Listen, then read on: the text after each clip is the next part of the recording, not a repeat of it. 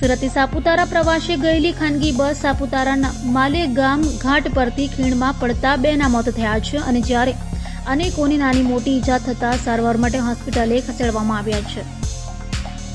સુરતથી સાપુતારાના પ્રવાસે ખાનગી લક્ઝરી બસ રવિવારે સવારે નીકળી હતી. આ બસમાં સુરતના ચોક બજાર, નાનપુરા સહિતના વિસ્તારોના લોકો પ્રવાસે ગયા હતા. બસમાં નિયમ પ્રમાણે બેસવા જોઈએ તેના કરતાં વધારે પ્રમાણમાં પ્રવાસીઓ હતા. દરમિયાન સુરત પરત ફરતી આ લક્ઝરી બસ સાપુતારાના માલેગામ ઘાટ ઉતરતી હતી.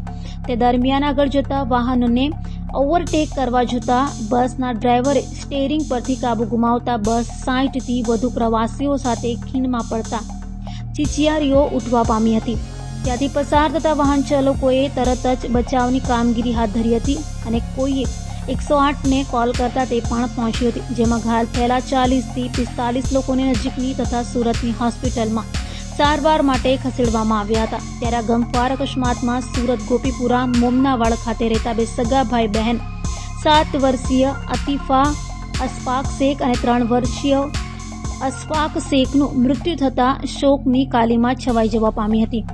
પોલીસે બસ ડ્રાઈવર સામે ગુનો નોંધી વધુ તપાસ હાથ ધરી છે.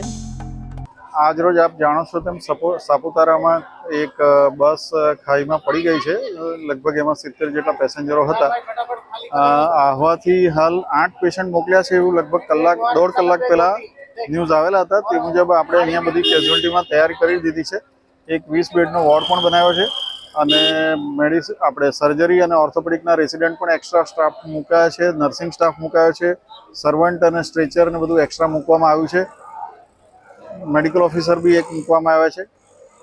હાલ કેટલા પેશન્ટો છે આવવાની? હાલ 3 પેશન્ટ આવી ગયા છે જેની ટ્રીટમેન્ટ ચાલુ છે અને બીજા પણ આવી શકે છે, ઓન ધ વે છે. અને જે તે સમયે 8 પેશન્ટ મોકલ્યા પણ ત્યાર પછી પણ જેમ જેમ નીકળતા જાય તેમ મોકલી શકે એવી શક્યતા છે,